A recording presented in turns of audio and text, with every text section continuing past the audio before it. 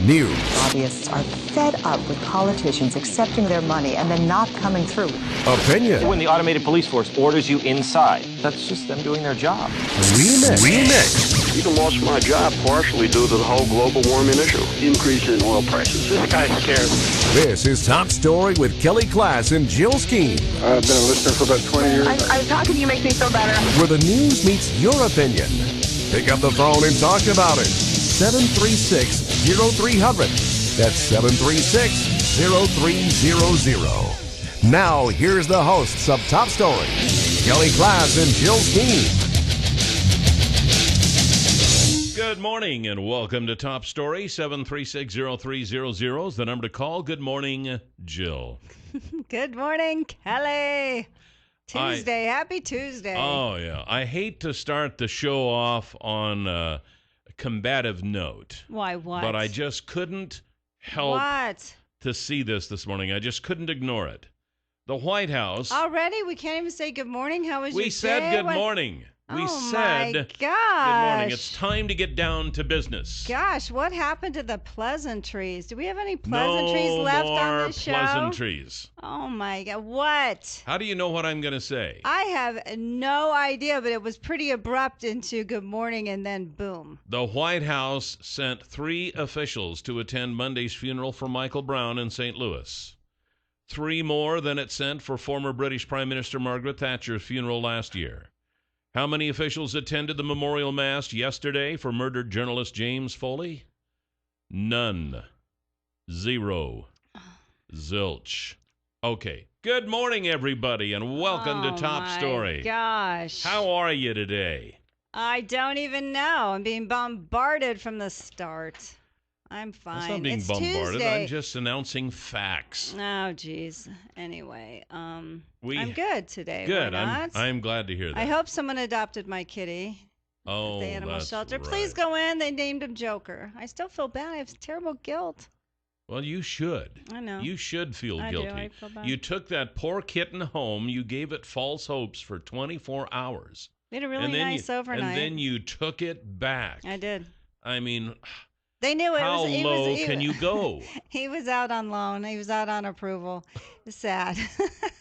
And you didn't approve of him? Yeah. Well, Gracie had such a fit, But anyway, I'm just hoping someone will please go there and adopt him. I'm just going to keep saying it. Please adopt my little kitty, Joker. 736-2299 is the number to call for the animal shelter, ladies and gentlemen. Tell them you want the little kitty that Jill Scheme had. That I rejected. That Jill Scheme rejected. Took out for 24 hours and then took it back. I had a really nice overnight. How cruel. Gave the poor kitty false hopes. It had nothing to do with him. And now it's back in prison. My. I had like a dream about it. It's terrible. I missed the, You should have had a nightmare about it. All right. Anyway, I'm just going to say it again because I'm just hoping someone heard. If they didn't hear yesterday, they heard today. Come on. Okay. All right. Go on. All right. Well, we do have a little news. By the way, we have John Pitts coming up, the manager of the Twin Falls County Fair. It's Fair Week. It is Fair Week. Where did summer go? I don't know. And I'm interested always. It's kind of fun to see what their latest fair food is. People try to top each other as the most crazy fair food. I know. I haven't even read anything about Deep it. fat fried butter. I know. I mean, how much I think more that was last vein year's. clogging can you get? Wasn't that last year's? I don't know if it was here or not. It's probably been that somewhere. It was in Texas a while ago. The deep fried butter. Maybe that's where it was. Yeah. We have somebody calling. All right, maybe they adopted my kitty. Maybe they did. Maybe they want information about it. Okay. Should we find out? Yes. 736-0300, Top Story. You're on the air. Good morning. Good morning. Good morning. I'm sorry, Jill. What? I don't have anything pleasant to say. Oh, no. What? Are you going to adopt my kitty? No. Oh, no. No. Oh, no. I don't like cats very much. I won't tell Gracie that. But, Kelly, you forgot to mention the 2-star general that served in Vietnam that recently died, was buried in Arlington Cemetery. Oh, that's right. And no one attended his funeral either. Yeah. It's a sad state of affairs, isn't sad. it? Yeah, it is. I think the administration is just forgetting these people, and it's really sad. And I just hope that we as a country aren't forgetting them. Absolutely, yeah. And yeah, good message there. Thanks for that reminder, too. Did I say Steve Millington was coming up from the Twin Falls Republicans? He'll be here at 8:30. I don't know. You said John Talked Pitts. about John Pitts, and then I think we just kind of John Pitts skimmed is over here, right? Steve. Yeah. Okay. Yeah. All right. So, and I'm going to be at the Republican booth at the fair on Friday. Wow, from really? 4 until 6. That's right. Wow. What, you didn't want me, Steve? What's wrong with that? You didn't want me?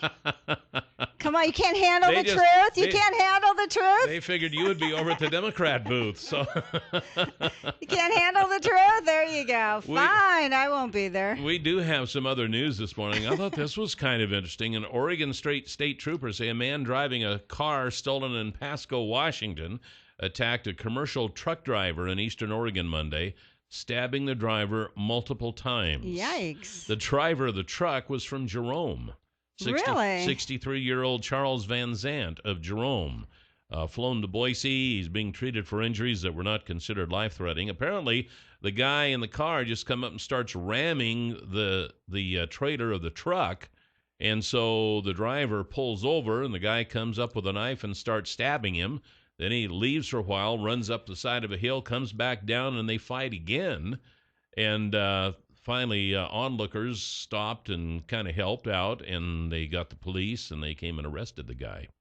That's a little bit scary. I don't know if they don't know why he did it, if it was road rage or what in the world it was. But well, you would think smokes. that the truck would take off after the first attack or something instead of wait for him to come back. I don't know. I mean, was the truck disabled at that point? I don't know. That is really disturbing. I mean, there's so many disturbing things now. That is, you can't even drive a truck anymore and without being attacked. Or anything. Almost. Well, you know, Tom always makes fun of me of locking my doors all the time, but when I lived in Boston, they were doing a lot of those carjackings. Yeah. And a lot of them, their doors were open. It's like, who drives with your doors open? I know. You know, I always... You're at a stoplight, and boom, someone's jumped in your car and throws you out and takes your car. Like, oh, my gosh. In my vehicle, when I get in it, start it up and put it in gear, the doors automatically lock. Oh, do they? And I kind of like that feature, you know, because sometimes what year I is your vehicle? It's a 2007. Oh, that's why. Yeah.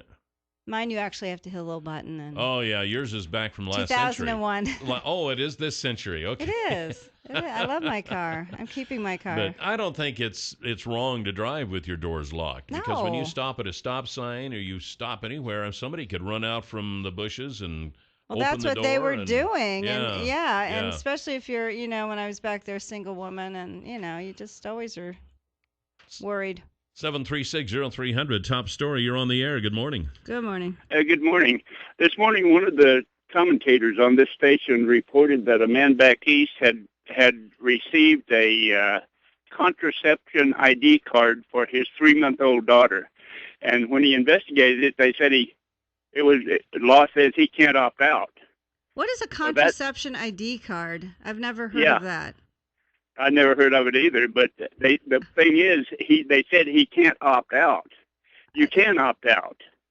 All you have to do is know the law, and you can opt out. All you have to do is just quit partaking of the things of Caesar. Okay. Maybe Caesar issued the contraception card. I've never heard of that. You have the computer in front of you. You look up contraception card, just out of curiosity. Contraception ID card. And see what it says. And while you're doing this, I'll move along here. They have a very unique harvest underway in the rice fields of Cambodia. Oh, gosh, this was so awful. Where tens of thousands of wild rats are being trapped alive each day to feed a growing export market for the meat of rural rodents. Popularly considered a disease-carrying nuisance in many societies, the rice field rats, Rattus argentiniventer, or whatever that scientific name is, of this small Southeast Asian nation are considered a healthy delicacy due to their free-range lifestyle and largely organic diet. See, organic rats. Rat catching season reaches its height after the rice harvest in June and July, when rats have little to eat in that part of the rural Kampong Cham province, 60 kilometers from the capital of Phnom Penh. Somewhat proudly, he listed off the superior eating habits of the rats. This is a farmer that captures them. He had caught the night before rice stalks, the vegetable crops of unlucky local farmers, and the roots of wild plants. He says, what could be bad with that? Tastes like pork. Oh, it wasn't like chicken? No, this is pork. This is pork. On a good night, he can catch up to 25 kilograms of rats. Well, though rat meat tastes a little bit like pork, Mr. Chim, who was one of the other farmers, said it was not really his preferred meal. He says, we sell the rats for money and buy fish instead. I'm not eating no rat. What are you kidding me? That's an excellent idea. Oh, my goodness. I couldn't eat rat, and people say you don't know what you'll do if you're starving to death, and I'm sure that's right. Well, but if I were just, mildly hungry, there is no way I could eat a rat. Well, when I was at Rotary, they did a presentation on guinea pigs, and I forget which country it was. I don't know if it was Ecuador, Guatemala, I don't remember, but they raised guinea pigs for meat. Really? I was like, really? What about beans? And they had this slide of like all this pile of dead guinea pigs. I'm like, oh my gosh. Beans are a really good source of protein. Yeah, they're eating guinea pigs. Yeah, and the big ones. Well, we eat rabbit. We eat rabbit. Yeah, there's a lot of things, Kind of tastes like chicken. Does it? Yeah, but I think it's the name. If rats had a different name, maybe if they weren't called rats, maybe if they were called chicken. Yeah, there you or go. Or pork. Exactly, or bacon or whatever. I don't know. And the pictures are so vile of the rats in the cage. Ugh, God. Okay, and finally, pediatricians... I'll make you a vegan yet. No. Pediatricians officially want high schools to start later. I think this is actually a good topic for people because their kids sleep in. I know, and the poor little snowflakes can't get to bed before 1 o'clock because they're just too busy texting and playing on the computer and playing computer games. So in order for them to get enough sleep, we should move the schools to start later. Their circadian That's rhythms. What we should do for crying out loud. Please. Grab your kid by the ear, get him out, give him a pat on the butt, and tell him to get ready and get off to school. So we ought to start school at 6 a.m. So if they're less effective in school, that's the goal? I mean, really, if you move it to 8:30, is that what they said? Yeah, 8:30 a.m. About 40% of high schools in the country start earlier than 8 a.m. Oh, my gosh.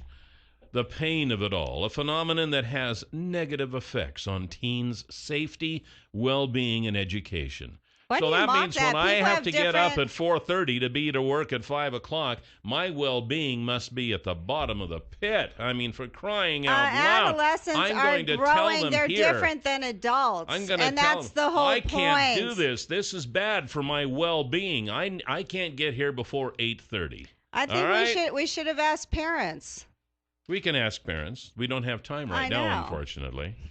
But maybe we can do that later. Maybe. I think it's actually a good idea because it's ridiculous. Well, why is it ridiculous? There's development stages in every form of life, and once you're an adult, it's different. You got 24 hours in a day. Oh my gosh. So use that time. So these researchers just make it up. If you're tired when you're getting up for school in the morning, go to bed earlier the night before. It's an easy fix. That's not what it's about. They need more sleep than we do as we get older. That's fine. Go to bed earlier. Yeah, right. And yeah. Oh, yeah, and we can't do that. Oh, my gosh. What time Make are they the going babies to bed? Go to bed earlier? You've got to be kidding me. Researchers are showing that their systems are different than ours. Then what go is to your bed problem? earlier. That's the solution. Yeah, they should go to bed at More 7. sleep equals to bed earlier. We got John Pitts up next. Oh, my God.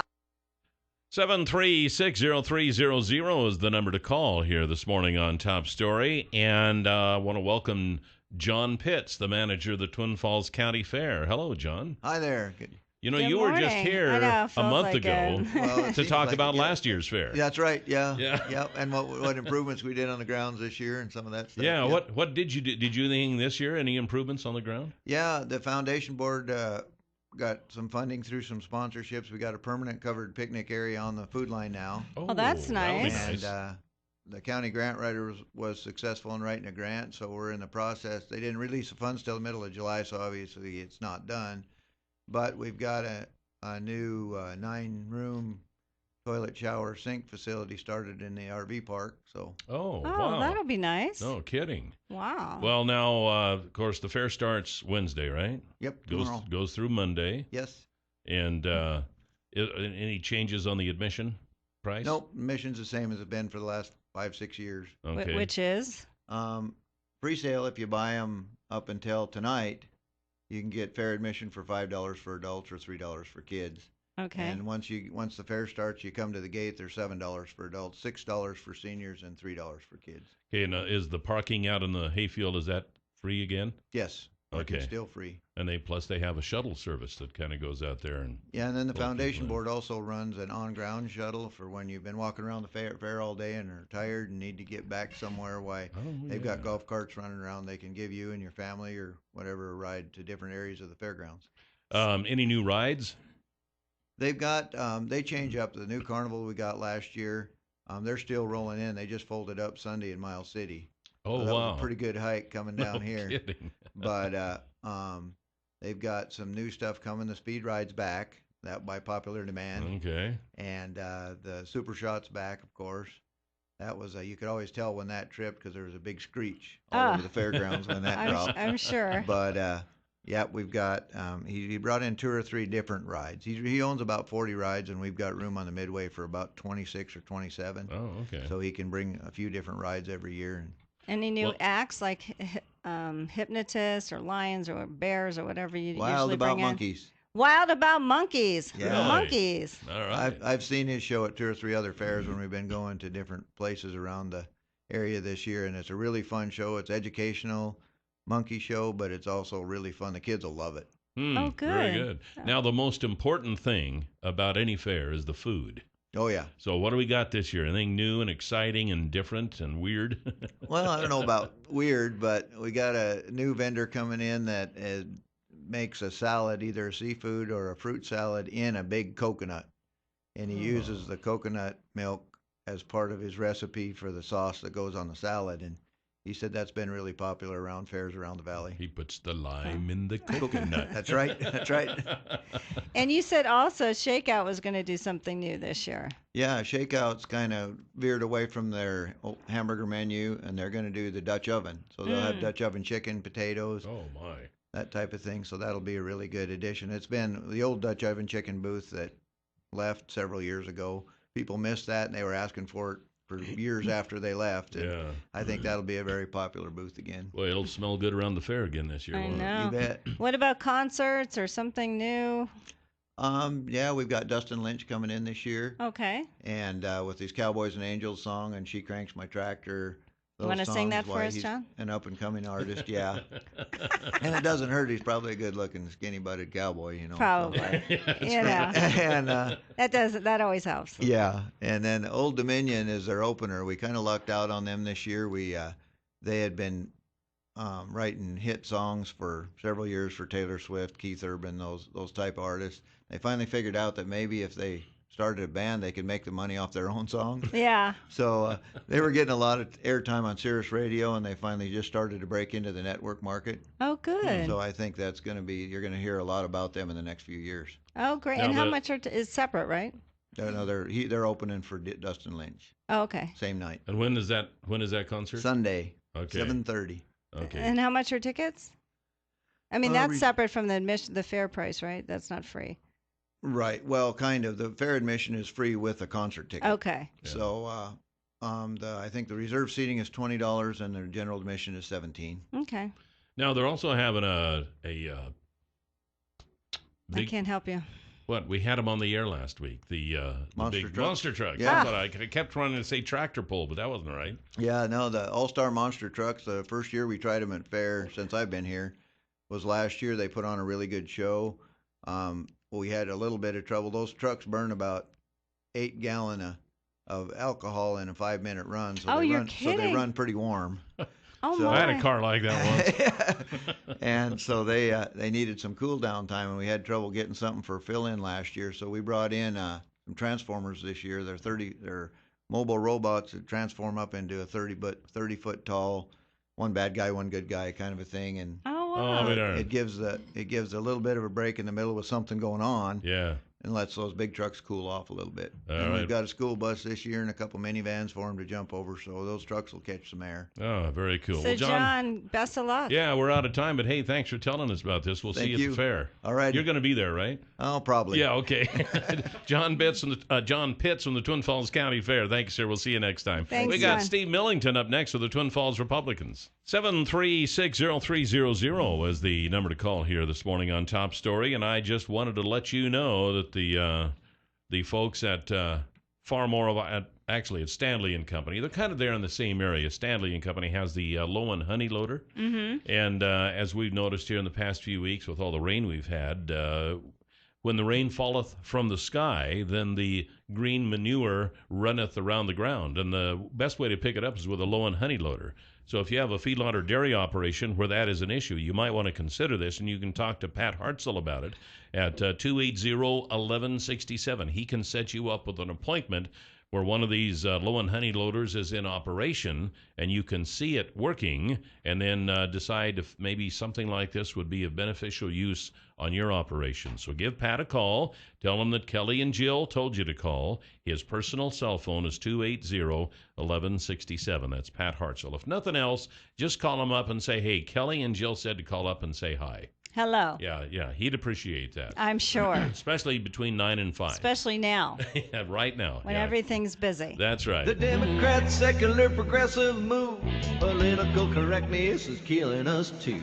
They want to take the money from the hard-working man and give it to the lazy folks that don't give a damn. Democrats and liberals, shame on you. Don't punish us all, just to please a few. You're holding people back while we're picking up the slack, and that's why we can't vote for a Democrat. Oh no! Well, with that song, it's always followed by Steve Millington with the Twin Falls Republicans. Good morning, Steve. Good morning, Steve. Good morning. How's everything going? Hey, it's great. We got sunshine today. Yes, and it's a good thing because my deck needs to dry off so I can give it a second coat of sealant. I think everything needs to dry off for a day or two. Holy cow. Because we're waiting with bated breath to see the next picture on Facebook of Kelly's deck. I just can't sleep. I'm waiting to see what the final product is. I'll take some more pictures and send them to you. The transition, yeah. I was going to say the transition between John Pitts, you guys are having a booth at the... Yes, the Republicans do have a booth at the fair, and we're kind of across the walkway from the flowers, horticulture, and the photography section. So you're still in the same place? Same place we've always been. 40 years. Yep, forever and ever, it seems like. Are you going to have your bean, the voting thing? You know, I don't know beans? whether we'll have the bean voting count or not. Unscientifically as the, it is. The unscientific... bean poll. Yeah, I guess we'll call it the bean poll. But we do have a couple of things. Lieutenant Governor Brad Little will be here Thursday afternoon and on Friday afternoon in conjunction with our live broadcast on KLIX. Yes. With Kelly Class. Yeah, I guess you guys couldn't handle me, huh? Well, the invitation is extended. Jill's going to be at the Democrat booth. She'll be over at the Democrat booth. Right. Governor Otter will be at our booth between 4 and 6 on Friday afternoon. And we have extended invitations to all of our local legislators, the 3 senators and the 6 representatives that serve the Twin Falls County, Jerome County. And they have nearly all of them have said yes, they'll be there during that same time frame. So we should have a really good crowd on Friday afternoon. But we will be there from Wednesday through Monday, all day long, singing the Republican song. Has anybody talked to Brian Nyworth or Jack Holland to see what the weather's going to be like? You say his name wrong. You say it wrong yesterday. It's Brian Newdorf. Newdorf, that's right. That's right. I'm sorry. Who is Newdorf? I'm sorry, Brian. You said that wrong yesterday, and I'm like, wait, did I? What? I didn't feel bad now. I didn't talk to Brian, but I did click on one of my internet sites, and it said high today of about 80. And on Friday, we should get real close to 90. Oh, my. So, and lots of sunshine. So it looks like to me that the weather's going to be a little bit more favorable for the next 3 or 4 days. Boy, I hope so. Oh, boy, I do too. So, it can't rain during the fair, although it has many times in the past. Yes, it has. And this has been quite the unusual month. Yeah, this has been, we were out of town over this last weekend, and we attended church services on Sunday morning, and the individual who was conducting the meeting said, in case you're wondering what that bright object is in the sky, it's called the sun. Yeah, no kidding. No kidding. So, all right. Well, so come out to the fair. Yeah, especially between 4 and 6 on Friday. On Friday, yeah. We'll have a big crowd. Come on by. Yeah, and I'll be there. I mean, yes. What other reason than just me? That's the primary. It's all about me, Joe. Now, are you gonna pay him in funnel cakes or something, or I don't know, elephant ears or whatever? What's your favorite fair food, Cal? Oh, I don't know. I like those. Here we go. Tater pigs. The tater pig would be good. That's good. Or those. Those big hot dogs. What do they call them? I can't think of anything. Corn dogs. Kielbasa's? No, it's the It's footlongs. No. It's What? the sausages. The Polish sausages. Yeah. Yeah. I kind of like those pretty good. Okay, Steve. But- You're gonna have to. I don't know if you guys have enough in the budget. You have to go to the fair, visit with your friends, have a good time, and eat lots of fair food. Oh yeah. Stop by the Republican booth. Yeah, that's right. And we'll be right back here because it's all about me, right? Right. We'll be right back here. We're going to get into the meat of the subject next here on Top Story with Steve Millington. 7360300 is the number to call with Steve Millington with the Twin Falls Republicans. Okay, it's time now to get into some serious stuff Yeah. here. Okay, so the Idaho GOP has a new chairman. We know that. It's Steve Yates, and Yates appointed an executive director. So what does the executive director do, and is David Johnson going to be a good match for the job? Well, the executive director, the state party chairman, is a non-paid position. And so we have to have somebody who basically opens the doors and answers the telephones and sends out the emails. And so this David Johnson will be the full-time employee who works the office, keeps everything in line, contacts all of the counties, all of the various government Republican organizations in the state, and keeps everybody informed of all the various events. Twin Falls will have a Lincoln Day banquet in February, and we will post that on the state website so that everybody in the state knows exactly when our Lincoln Day banquet is and all the details. And the other counties and organizations do exactly the same thing. And he kind of rides shotgun on the state chairman and schedules his time and events. Okay. So he's kind of a glorified secretary then. Why is that not a paid position, the state chairman? If you think his executive director... In some states, it is. But in Idaho... Is it a full-time job? No, it's not. It's a volunteer position. No, I know it's volunteer, but I mean, how much time does he put into it? Lot. Does he have... But he lot. has another job, Steve Yates, doesn't he? Yes, he does. You would But have to. He'll put an awful lot of time in and a lot of travel.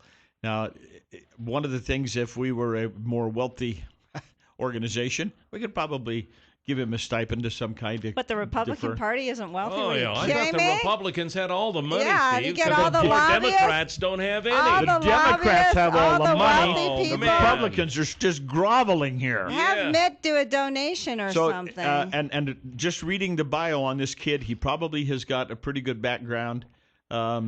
Got 4 years of military service, has graduated from Boise State University, worked on the governor's office for a while. He was in the Office of Energy Resources. And I don't know what that means, but that's where he worked. Yeah, okay. And the governor has many different, it's like the president. He has a cabinet, and they all have 12, I think there's 12 or 13 cabinet positions, and they have staffers that assist in each of those positions. Well, this young man worked in the Office of Energy Resources. Oh, okay. So, all right. and it's kind of a neat step out to go over and spend some time on the outside, so to speak. Yeah. But still involved in the political process. I have not met him. I have heard his name a couple of times, so it'll be interesting to get to know him better. We have a caller, 736-0300. Top Story, you're on the air with Steve Millington. Good morning. Hey, good morning, everybody. It's interesting. I was just listening to the commercial before Steve came on. The latest commercial Otter is running. Yeah. Heard it? Yes. I think he's running scared to death, to be honest with you. He's in the gutter right away. He's immediately, gone right down into the gutter, dirty at. Why is that, Steve? You think he's running scared?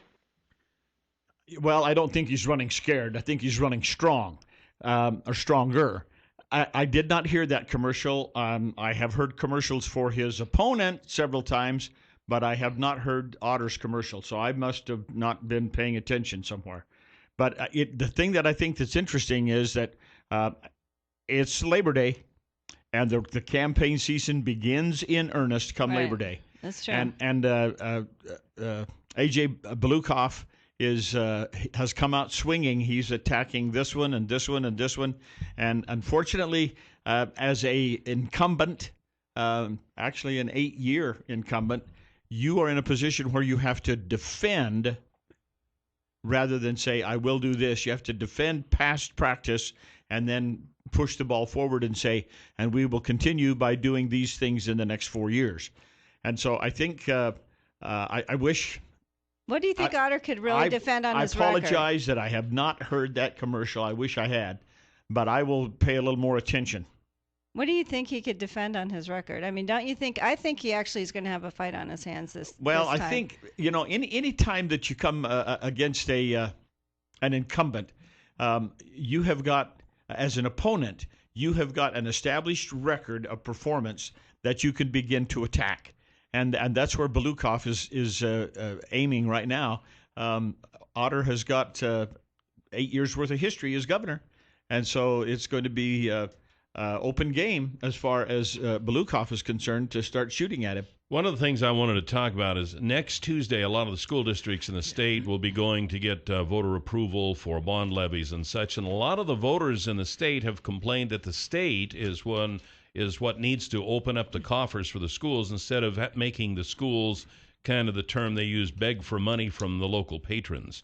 Do you think that this is going to be an issue in the upcoming elections, and do you think a lot of people blame the Republican legislature for holding back education money for schools when now we have to go to the local bond elections? Well, that is going to be a really delicate point in the general election. Education is one of the always a hot button in politics, and I think it's going to be more so this particular election cycle than in previous ones. The Idaho Constitution states emphatically we will have a balanced budget. We do not go into debt for general operations. We just don't. That was compounded a few years ago when we switched over. The state was going to start providing much more revenue or income stream to the local school districts through the increase of state sales taxes and state funding. And that worked real well for about 3 years because the economy was running extremely hot and there was a lot of money coming in. And so they spent the money primarily on education resources. When the recession hit, we still have to balance the budget. So they drew down what we consider to be rainy day funds and pulled those down to zero, if I remember correctly, and took that money and put it back into the budget process to keep from having to cut worse than they did already. That is not always a very comfortable position to be in, because people look at it and they say, why did you cut education? Well, we didn't. Education wasn't the only thing that got cut. Everything got cut. In fact, the education process was cut on a percentage basis less than many other state operations were. But Rich was the one. But Rich really didn't help the total education because everything got cut to bare bones. And what did they do? And so now on the comeback trail, the recession has. The recession has not voted as well on a recovery cycle as in previous recessions. So it's taken we still are not back up to where we were in 07, 08. And so we look at it and say, we're doing the best that we can. But many people look at it and say, why are you messing with our children's education? And that's going to be a really hot button. But many people blame Jim Risch. So when he was governor in 2006, he was the one who changed the formula from property taxes to sales and income taxes. And since then, that has been a problem. And that's why now they have to go to levies and bonds. But, I mean, it was really that change in that formula that did it. We need to make a distinction between a levy and a bond. Oh, right. Now, bonds are primarily used for like the structure, infrastructure creation, either the construction of new buildings or the rehabilitation of existing buildings or extended maintenance on buildings. And so the bonds, the state never picks up that. Right. The levies is primarily used for the payment of operational issues, salaries, supplies, materials, all of those kinds of things. And that is that's kind of a real problem. Now, back in 2006, there was a lot of lawsuits filed that the state of Idaho was not funding school districts equally. And in order to, because property tax revenues in one county were significantly lower than in another county. You take Ada County, for example. Holy Moses, they've got huge real property valuations. Twin Falls isn't too bad off on property valuations, but what do you do with Camas County? Yeah. See, they just don't have that opportunity.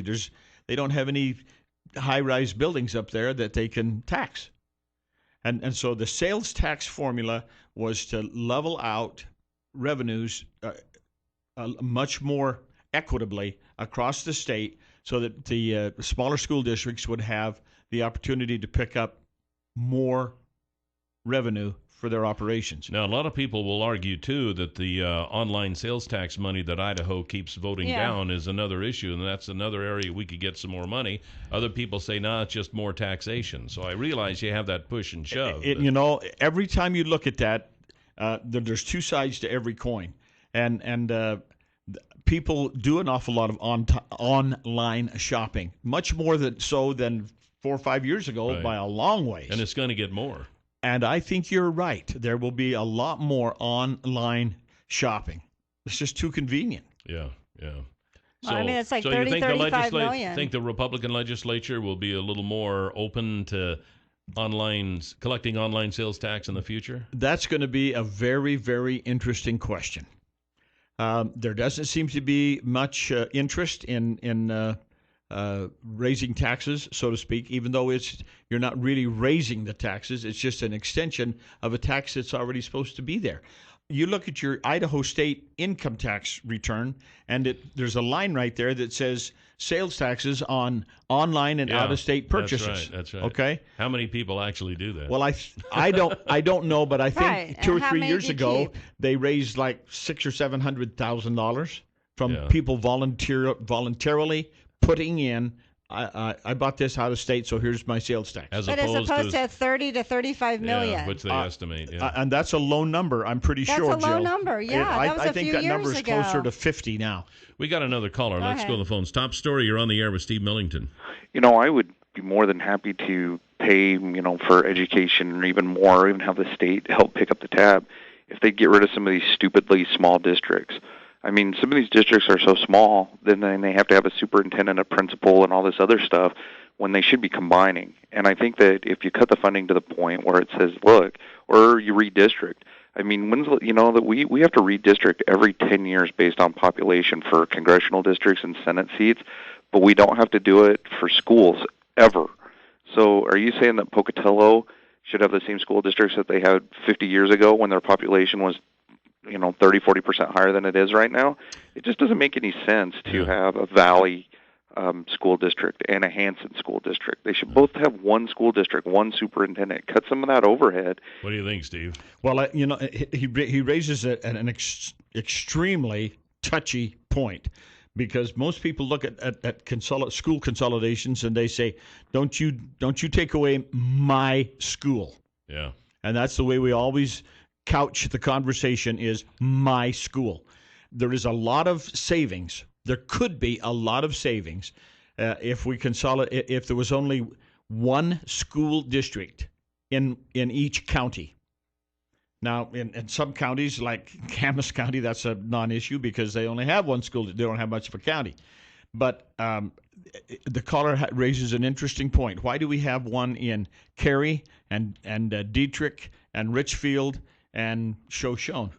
Yeah, we have I one. think isn't Cassia County has one school district per county, and Minidoka has one, and some other counties, some of the smaller, more rural counties, have already migrated to that platform, and they seem to do quite well. And the question is ongoing forever. Why can't we consolidate these school districts? And they say, well, our kids won't get the same quality of education and so forth. Well, Meridian School District has got, 80,000 kids. And so, they seem to be doing... Well, Cassia County, Minidoka County. Yeah. Well, so it's more like the administration. We've talked to the administration officials about this time to time on the show, and they say, well, we calculated that out, and there's really not that much savings. Yeah, but right. I don't really see how you could keep from saving. What they really need is a real hard-nosed cost accountant. There you go. Steve, we're out of time. Thank you, sir. We'll see you at the fair. Friday, 4 to 6. The governor will be there. All right. Wow. Sounds good. And then we'll see you next Tuesday again. Thanks, all right. Steve. This is Top Story on News Radio 1310 KLIX. All right, welcome back. 736-0300 is the number to call here on the third half of Top Story with Kelly and Jill. That's right. Last hour, we kind of got into a conversation over when kids should go to bed and get up. Right. And it really became kind of a lively conversation, and then we had to go because we had other things on the agenda. So I kind of wanted to revisit that, but the story was... And here's the headline. Pediatricians officially want high schools to start later. Studies have shown that it helps. Top education officials have recommended it, and now doctors are officially saying the same. On Monday, the American Academy of Pediatrics released a policy statement recommending that middle and high schools delay the start of class until after 8:30 a.m. About 40% of high schools in the country start earlier than 8 a.m., a phenomenon that has negative effects on teen safety, well-being, and education, according to Dr. Judith Owens, the director of sleep medicine at Children's National Medical Center in Washington, D.C. Adolescents are currently severely sleep-deprived, notes the report, with 87% of high school students getting less than the recommended amount of 8.5 to 9.5 hours per night. The reasons for this are varied. For biological reasons, it can be difficult for teens to fall asleep before 11 p.m. Beyond that, lifestyle factors such as homework and extracurricular activities also tend to keep adolescents awake. We really feel that this is such a compelling health problem that it really is in the best interest of students for schools to take this step, said Owens, the report's lead author. We're hoping the more we educate school districts and various stakeholders, the more schools will actually implement this on a practical basis. Research shows that sleep deprivation negatively affects student ages. Students' grades, I'm sorry. A 2012 study found that middle school students who started class an hour later than usual saw their standardized test scores increase over 2 percentile points in math on average.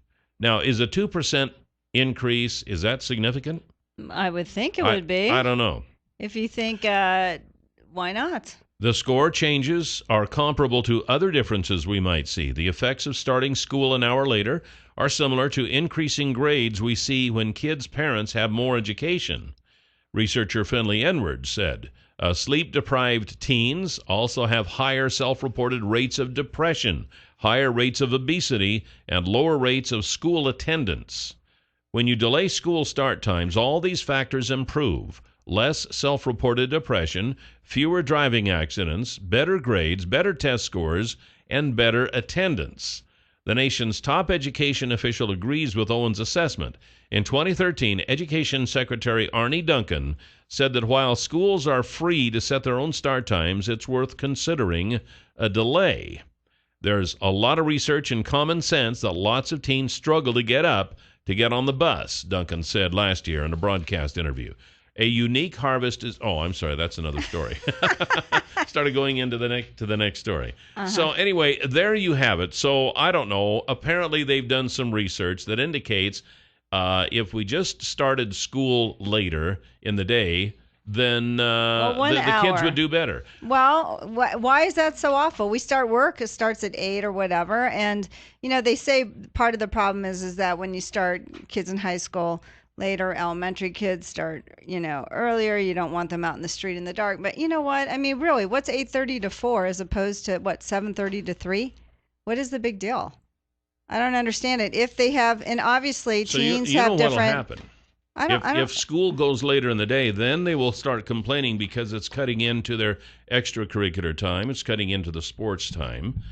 And then, aren't you there for school, Kelly? As you always say, aren't you there for school? If your grades improve, if all these factors help, why not? Okay, parents, if you're parents of teenagers, because I think it's really the adolescents as they're going through adolescence, they need more sleep and their circadian rhythms are different. Yeah.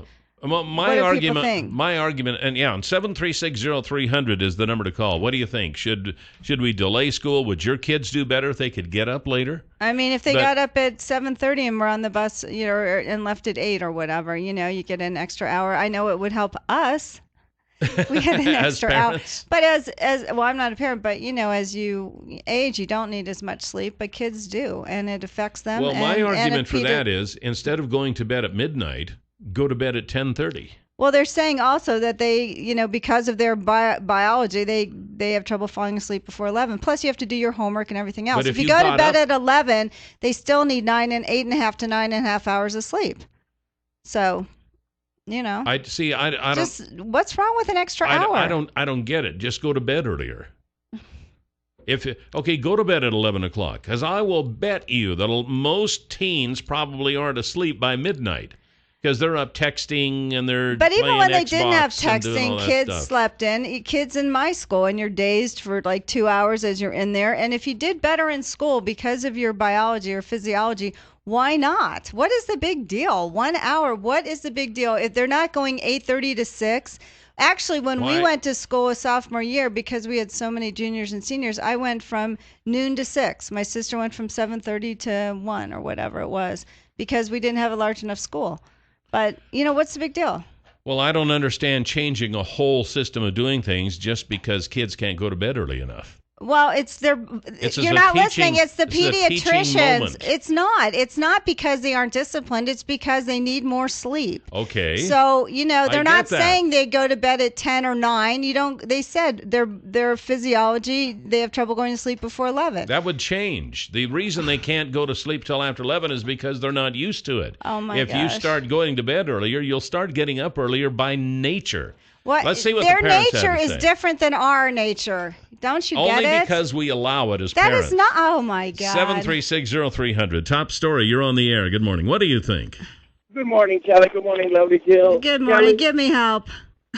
Why you got to be so antiquated? I mean, we cannot go back to carrying rocks or be 10 miles because he did something wrong.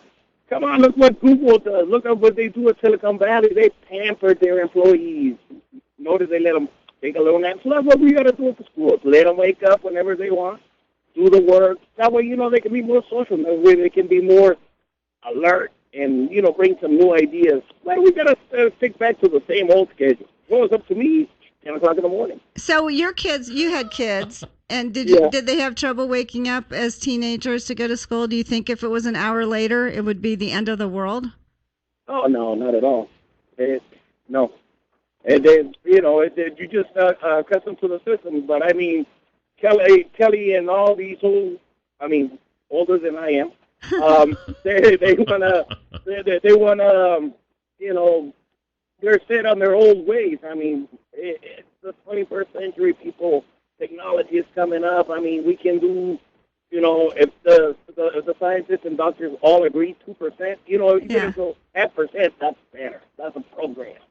Yeah. All righty? Thank you. Thank you. I don't get it. So I guess all these doctors who study this and do research, I guess they have no idea what they're talking about. That's what they do. They write grants, and then they have to do these studies, and they have to come up with these theories that just go against everything we do. It's not going against everything they do. They're dealing with what teens are doing, and they're trying to say that, look, this would help them. If you do better on your tests, if you have less depression, less obesity, less school absence, what is the big deal? 1 hour. You got 24 hours in the day. Oh okay? my gosh. You can't extend that day by sleeping in later. Okay? It's not going to make any difference. What are you talking about? If something starts the next day at the same time, just go to bed a little bit earlier to get a little more sleep. That's the part that makes sense. That is not what they're saying. They're saying their natural rhythms, their natural hormones, their natural whatever they are as adolescents is different than as adults. And so that's when they need 1 more hour of sleep. Why is that so difficult to understand? It's not difficult to understand. Let them get the 1 hour of sleep 1 hour earlier. What they're saying is their bodies aren't naturally attuned to that. Their circadian rhythms are different. That 11 o'clock on is when they sleep.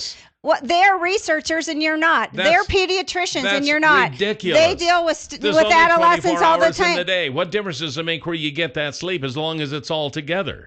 There is a difference when you get that sleep, and when you're older, you don't need as much sleep. Is it attached to the movement of the moon or the tide or the stars or something? It's called their sleeping patterns, their circadian rhythms. That's what happens for you. And as you get older, then how can you have some people who do better getting up earlier? Then what are you going to say to those kids who do better getting up earlier? Oh, we got to go to school later because so many of the little snowflakes have to sleep in the morning. This is like research on what people's physiology is. Just because of your theory, it's like they have research. They have adolescents. Older people sleep 4, 5, 6 hours a night, but teenagers need more sleep. They're growing. Their hormones change. But apparently you don't understand. I do understand. Let what them go is to 1 more hour? That's they not go what's to bed. That is not earlier. their natural rhythm. You don't even my understand. God. Oh my gosh. 7360300. Oh my Top story. You're on the air. What do you think? Yeah, I'm about the same age as you are, Kelly. And from the time I was 8 years old, I had a herd of cows to milk in the morning before I went to school. Mm-hmm. We got up at 4:30, 5 o'clock every morning. Oh, you poor baby. Milked our herd of cows, went to school all day, came home, worked for another 4 or 5 hours at night, did our homework, and I was a high B, low A student all the way through high school. And you were probably ready to go to bed by 9:30, weren't you? It was usually 10 o'clock. Okay, 10 o'clock rather than midnight or 1 o'clock. The point is, people adapt. That's right. If there's a need, and you need to be up at 4 o'clock or 5 o'clock in the morning, then your sleep schedule adapts. That's right. It's just like these people that work all night. They work all night, they go to bed at 8 o'clock in the morning, they sleep during the day, they get up and they go to work. And they have more health problems. You do that long enough, and your work or your sleep habits adapt to the point that if they work all night, it gets to the point that during the day they're sleeping, even on their days off. But they also have more health problems. How do you know that? They have studies that show that. What do you mean, how do you know that? They have studies that show that people that work at night have higher risks of obesity. They have more health problems than people that have a natural. Oh, my God. Well, I'm sorry. Geez, I'm sorry that research is so upsetting to you. Those are the facts. I hate to break it to you. The same with the circadian rhythms for the kids. That's just their natural phase. Adults are more awake at certain times. Yeah, I assume you could do that, but if that's not natural, what is the big deal about 1 hour? I don't get it. Top story, you're on the air. Good morning. Yeah, I think you both got good points. Jill's got a good point with the circadian rhythms, but also the previous caller had a good point with the fact that can be adjusted, changed. I've got 4 boys, and I've got 2 of them that are teenagers, and of course I was a teenager at one time, and I grew up on a farm and got up early and moved pipe and did all that kind of stuff as well. But the point is there's that can be changed and adjusted. We've got neighbor kids that run the neighborhoods all night, all summer long, and their kids and their parents say, "Well, how do you get your kids out of bed in the morning?" Well, our kids go to bed at 9:30, and they get up early, and they do that, and that just happens. And when they're teenagers, they do need more sleep, But, there's also been research and studies that prove. I got to turn you loose. Going to go to a break. We'll be right back. 7360300 is the number to call here this morning on Top Story. We are having a discussion. Why should the schools open up an hour later to accommodate the poor little snowflakes who don't want to go to bed earlier? Who actually attend the school. It's not that they don't want to. I mean, their rhythms are different than ours. That's called research. If they really wanted to, they could. But before that, yesterday's $100 instant winning name is Charles Bogue. Charles Bogue, congratulations. And your $100 word of the day for today is backpack. Backpack. BACKPACK. You know what backpack is spelled backwards? No. Cab. Okay, but don't enter that because that's not going to get you anywhere. You can go to our website at newsradio1310.com and click on Word of the Day, type in backpack, and listen tomorrow. And if you hear your name tomorrow and you played the word today, you win $100 just like that. All right, so what do you think? Should we just change the way the schools operate and open up school an hour later, or should we make our kids go to bed earlier? 7360300, Top Story, you're on the air. Good morning. Hey, good morning. Here's another one of those researchers, out there. Yeah, we'd hate to have research, right? Yeah. What were they using, mice again? No, they're actually using kids. Oh, I think it's like coffee causes cancer, then they come out and says it doesn't. I'm getting tired of all these researchers. They don't know what they're talking about. You know, they seem to fly in the face of reality, don't they? I mean, for crying out loud, it's go to bed earlier. Are there no circadian rhythms? Does it not change for adults as it does for teens? Of course it does, as it does for others. That's what they're talking about, how your body works. I mean, that's how. What do you mean it doesn't make sense? My normal sleep rhythm would be. It's not based on you. Well, but I'm a human being. But you're not an adolescent. It changes. I was once upon a time. For gosh I could stay up until when I was a teenager. I could stay up until 4 o'clock in the morning, and then I could sleep until the middle of the afternoon. That was my natural thing, I guess. And then I got a real job and had to get up in the morning and go to work. And you know what? Over the years, I've adapted, for crying out loud. But apparently the poor little snowflakes that we have today, they can't adapt to that. They're saying why not have school that naturally fits better for them? School is actually to learn. If they can do better in school, if they can have less depression, less obesity, less skipping school, just because of changing 1 hour in the school day, why wouldn't you do that? You're adapting to the people who are actually going to school. It's not about you. Just go to bed earlier. That is not what they're saying. Their bodies are different. Their circadian rhythms are different. Their dips are different than adults. They're trying to work with their bodies. It's their adolescence. My gosh, I don't understand what the big deal is. And yes, there is something called research, and there are pediatricians, and there are kids out there that are different than adults. I mean, if you don't agree that adolescents are different than adults, something is wrong with you. We've all adapted, Joe. But adapting now is no longer a good word. But that doesn't mean it's a better adaptation for them. If their grades are lower, if they aren't alert, if they aren't doing better in school, if they're having more car accidents, my gosh, why not? I don't think it's based on what time school starts. I think it's based on what time they go to bed. 7360300. Top Story, you're on the air. Good morning. Good morning, Kelly and Jill. Good morning. Good morning. How come all the researchers only do a one-sided search? They don't go with both sides of them. They always give one-sided of what the research was. What are you talking about? Well, they're talking about how many kids did they interview, and doctors was interviewed or put input into it on kids that went to bed early, and how many of them was it equal number that they studied? I worked several jobs. I've worked on graveyard shifts over the years. I've worked on swing shifts.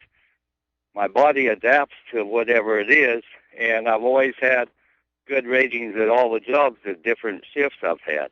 Yeah, see, Well, we adapt. That's the name of the game. But also, the people that work night shifts have worse health than people who don't, who work a natural rhythm to what their body is, and that is fact. Those are statistics. Those are things you can look up. That's called research. Well, maybe we should just have it so you can go to work when you want to, you can leave when you want to, you can go to school all when you they're want to. talking about is 1 your hour. Natural. Oh my gosh! Because your body's just doing it naturally. This is what your body does. That would be the best way to handle this. I don't understand why people are so. Just go when you want to. I don't understand why it's such a problem. I don't understand this. Like, oh, because you did it, that's okay. Why not work with what the kids are doing? You know when you're screwed up with jet lag, it messes up with your circadian rhythm when you're flying and it's not your natural time and you don't fall asleep at the right time. I mean, those are just facts of how your body works. It's not like a study where people who drank coffee and some people didn't drink coffee. It's called, this is how your body functions. This is how your body works, They study your body. We have different functions. There's called doctors, human physiology. Oh, my gosh. Just get up earlier. That's the solution. Oh, my gosh. Go to bed earlier and get up earlier. You can get. There's no talking to you because if you say the same thing to you still don't get it. You just say the same response. I don't That's get not it what the research shows. The solution is simple. Yeah, extend it an hour. You need 9.5 hours sleep. Fix it in your day so you can get 9.5 hours sleep. You're ridiculous. 7360300 is the number to call. 7360300 is the number to call here on Top Story. And, Dave Hansen and the crew at Canyon Pond want you to come down and see the newest pawn shop in town. They are now open on Shoshone Street, which is, that is South Shoshone Street, just across from Will's Toyota. All right, so it's hard to miss. A nice little building there. Used to be Vickers Western Store. It's right on the corner across from Will's. You can't miss it. Nice, clean, friendly, locally owned, and that's important. And they got brand new items. They got used items. They got all kinds of miscellaneous stuff. They got fishing poles. They got tools. They got woodworking equipment, recreational equipment, and they have, ladies and gentlemen, GUNS. They have guns, and they got a lot of them. And Dave likes to put some of the ones that he has for sale on Facebook, and I am a friend with him on Facebook, and I see these, and I think, man, I ought to run down there and buy that, So at any rate, stop in, ask how you could win a Savage 17 HMR with AccuTrigger. And that's the folks at Canyon Pond. They're waiting for you, and you can stop by and tell them that Kelly and Jill sent you. Okay, so we're arguing over this research that was apparently done by pediatricians saying, gee, if we just open school an hour later, our kids would do so much better. And you see, I think all they need hate that. All they need to do is just go to bed a little bit earlier. And I view this as like the feds build a highway, and the feds put the stop signs and all the signs in, the speed limits and such, and they're all a foot too high. So what is the solution? The solution is to just lower the signs a foot. Instead, the feds would go in and raise the highway 1 foot.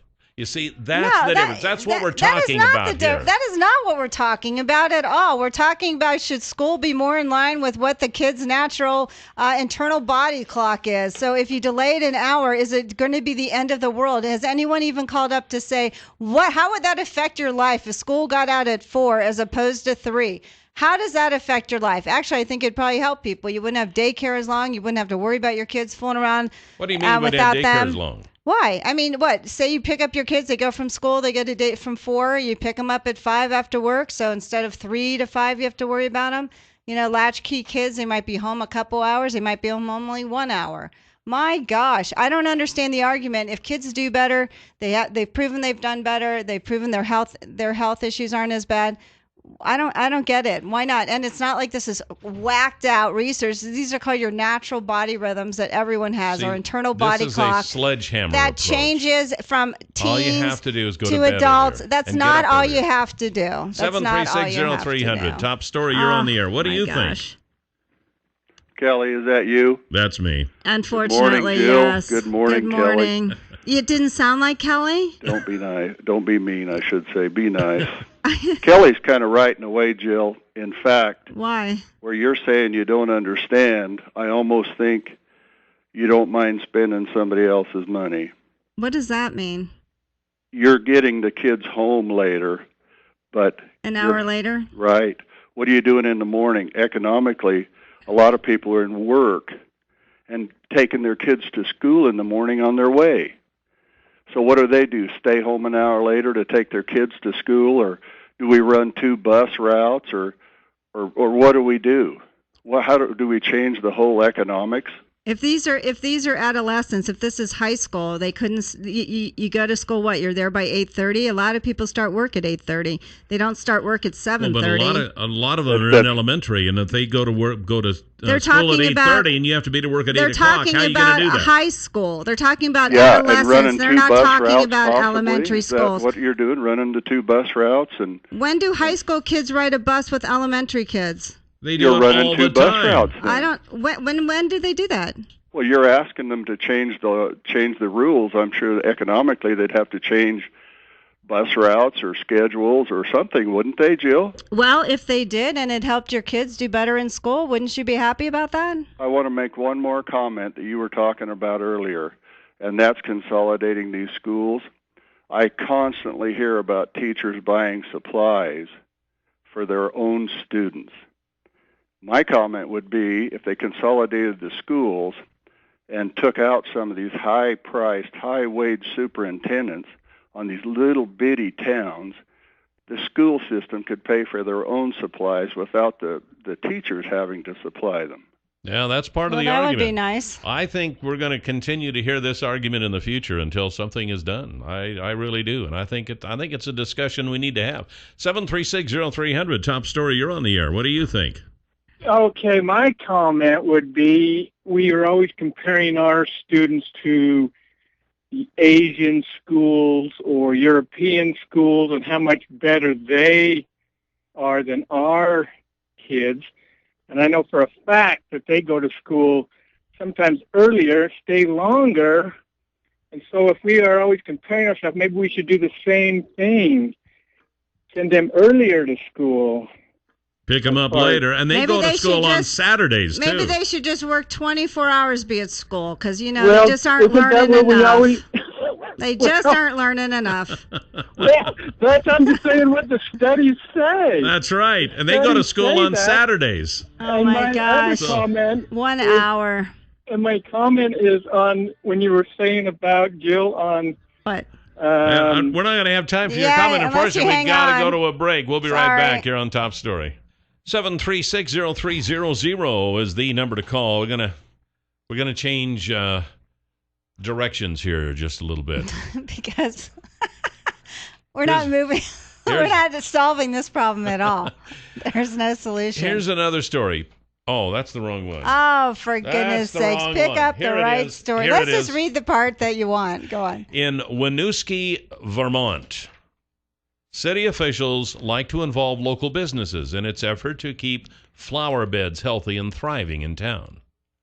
The deal is that if shops help with gardening, they can post advertisements for their services in the same spots. So after Sneakers Bistro and Cafe kicked in for Operation Bloom at the bottom of the Winooski Circle, the restaurant put a bright yellow sign on a lamppost telling drivers to yield for bacon at Sneakers. All right? Well, soon a discussion about diversity was underway on the Winooski Front Porch Forum, highlighted by one woman who wrote that the sign was insensitive to those who don't consume pork, and as a Muslim, she's offended by it. Once the bistro owners found out about the complaint, they got a hold of the woman. They told her to forget it, get out of the area, it's none of your business, da-da-da-da. No, not really. Actually, what they did, they said that they reached out to the woman and they took the sign down. WPTZ added that the owners also said they regret any harm caused by the sign and that their goal never was to cause stress or bad feelings. Not that Winooski townsfolk harbored similar concerns. Many of the people said, hey, you know what? It's nice they were respectful enough to take it down, but I also think that they shouldn't have or had to at any rate. A post on the Front Porch Forum insisted that the word bacon is not offensive, as it simply describes food. One other person was a little more direct. He says, I respect her religion and her right to believe what she wants, but I'm pretty sure the First Amendment extends to bacon and the selling of it. Likewise, comments on social media overwhelmingly hammered sneakers owners for taking down the sign. The question you know what? is, It's up to them if that's what they wanted to do. The question is, what would you do if you had a sign up that said "break for bacon" for your restaurant or whatever it said, something about bacon? Yeah. And yield for bacon. Yield for bacon, and it offended someone. Would you take it down, or would you tell them tough? 7360300, top story. You're on the air. Good morning. Maybe they have a large Muslim community there that we don't know about. I don't know. What would you do? Good morning, Kelly and Jill. Good morning. I'm getting so tired of this. I mean, people get offended so easily. The majority of the people in the area probably like bacon. That's why that business is open. Agreed. You know, how come every time one person feels offended, the whole world has to flip upside down? Agreed. Well, they had a choice. They didn't have to take it down. No, I bet you if they didn't, it'd turn into a lawsuit like everything else. Well, I don't know if they could win that lawsuit. Maybe we should win the war by dipping our bullets in bacon. I don't know if that'd help or not. No, I agree. It seems like there are so many people in the world today who are just walking around in search of something to be offended by. Well, I mean, I don't know why some that people is. are offended and things are offensive, and I think standards have changed. On this one in particular, I mean, being Jewish, we don't eat bacon, but, Are you offended by seeing a sign that says I'm yield also to a bacon? vegan, so there's a lot of things I could be offended about, but Okay, I'm not. But are you? No, I wouldn't be. Okay. I don't know, but that doesn't mean anything. I don't know. Maybe they have a large Muslim community there, and they thought for business, maybe I should take it down as opposed to, creating a store. We don't know what the population is up there. But it is a business decision. If they decided they wanted to do it, great. Oh, nobody's arguing that. Right.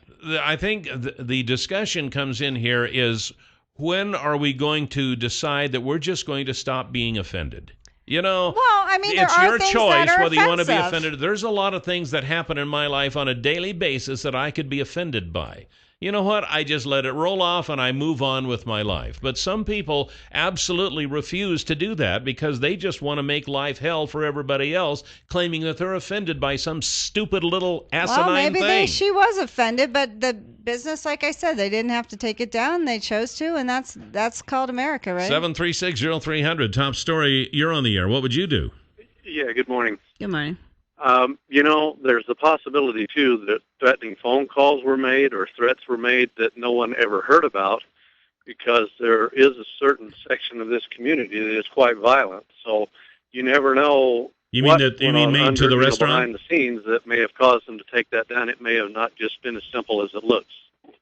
Yeah, I understand and there that. could be a large population. I don't know. I don't know if there was something like that, because, I mean, they were just, oh, my gosh, we didn't mean to offend anybody with our bacon sign. It's like, are you kidding me?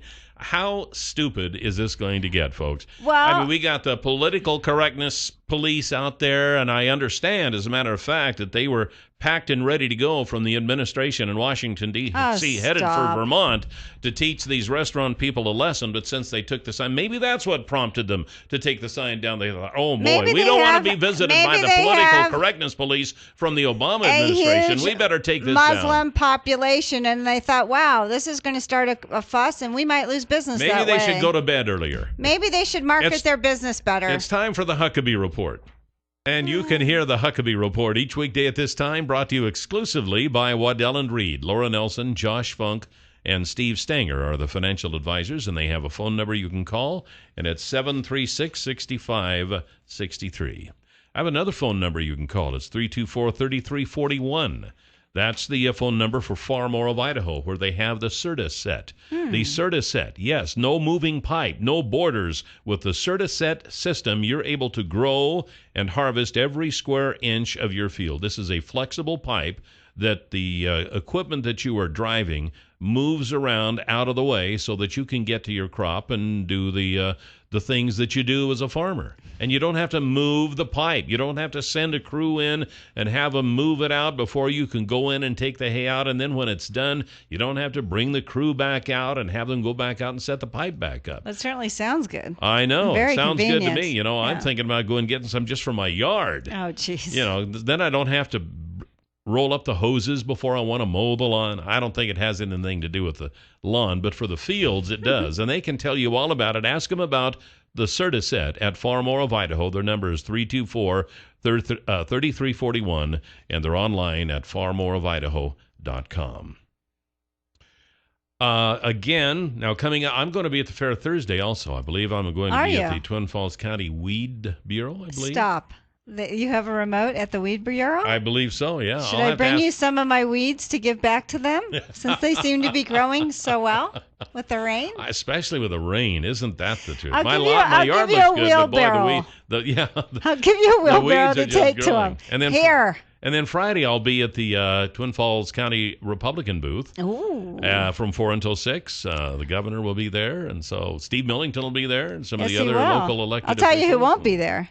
You? I won't be there. What a chicken. Oh, what what? chicken. They could have invited me. It's a remote from our radio station. Come on. What's wrong with the Republican Party? They don't mind if you stop by. They can't handle the truth.